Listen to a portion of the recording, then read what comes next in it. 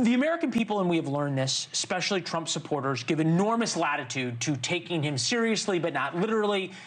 He is the only politician that can regularly overpromise, underdeliver, and it doesn't matter. People love him.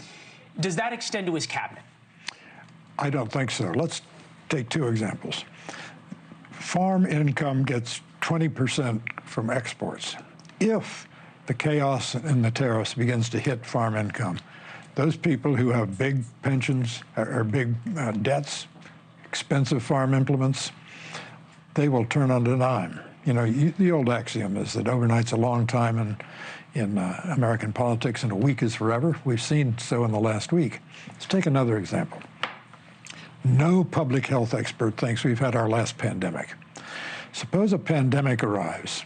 Suppose something 10 times the little measles outbreak in Texas right now. And we have Robert F. Kennedy Jr. trying to soothe, reassure, build confidence in the public health system. How's that going to work out? So, you seem to view there are a lot of dangers ahead for President Trump. Things happen in this world.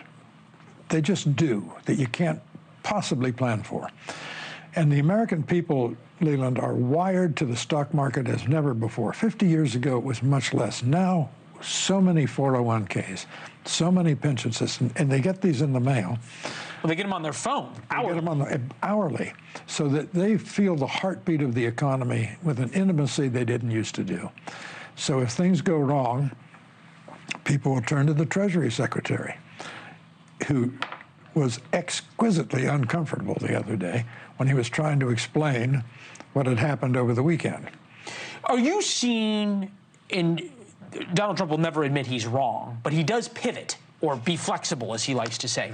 Is today's cabinet meeting where we're talking about all of these other things, JFK assassination records, the Trump gold card, cause of autism, the Panama Canal, Doge, is that proof that all of a sudden that Trump wants to pivot away, be flexible away from the whole tariff thing of last week? Well, it's proof that he'd rather not revisit that, because it was not how, look, if you believe, as his employees assure us he should believe, if you believe that this was all a carefully contrived, incredibly sophisticated, uncanny ploy on his part, then you want to talk about it, but no one really believes that. Partly his own people couldn't get their story straight.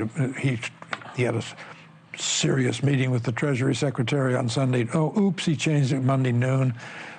If you can't get your story straight, you got a problem. Yeah, it does seem that much of this cabinet was picked for the reason not necessarily of competence, but of fulfilling the desires of a certain part of Donald Trump's base, number one, and their views towards Donald Trump himself. Take a listen. We've all become family, and I think that what you have assembled in your vision is a turning point and an inflection point in American history. You were overwhelmingly elected by the biggest majority. You have the authority to determine how the money of this country will be spent. One of the most important things I believe you'll achieve in your presidency is reordering the world in a proper way. This perhaps now, we're getting to 100 days, is proof that the Donald Trump of 2.0 versus the Donald Trump of 1.0 is different in many ways, primarily that he is unconstrained by what would have been in the first time around a caring, A, of what other people thought, B, a desire to have relatively normal cabinet picks surrounding him. That's right. Instead of McMasters and Mattis and others who had distinguished public careers before they got into government, before they got into the White House, he now has people who didn't. Now, Mr. Trump himself, remember, when he was elected in 2016, he had less public experience, either in the military or in government, than anyone, including Woodrow Wilson, who'd only had 2 years as governor of New Jersey. So the president himself was a rookie. Now the president has more confidence. Whether or not it's justified, that's another matter.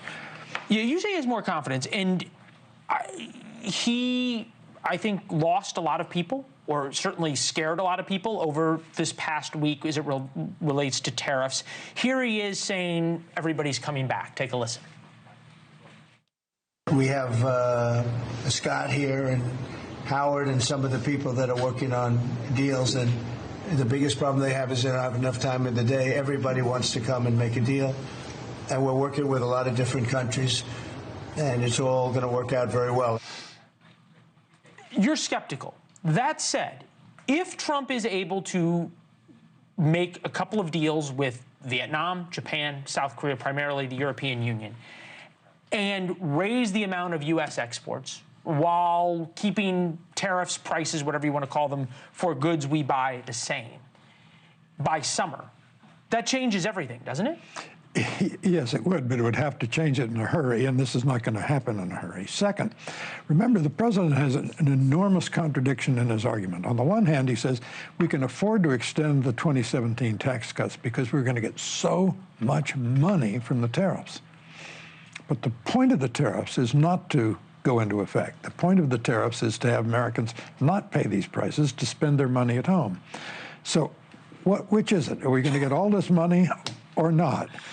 Well, sort of intellectual honesty of arguments has never been really a strong suit of all of Washington. No, but I would argue. A howling contradiction does get our attention. Well said.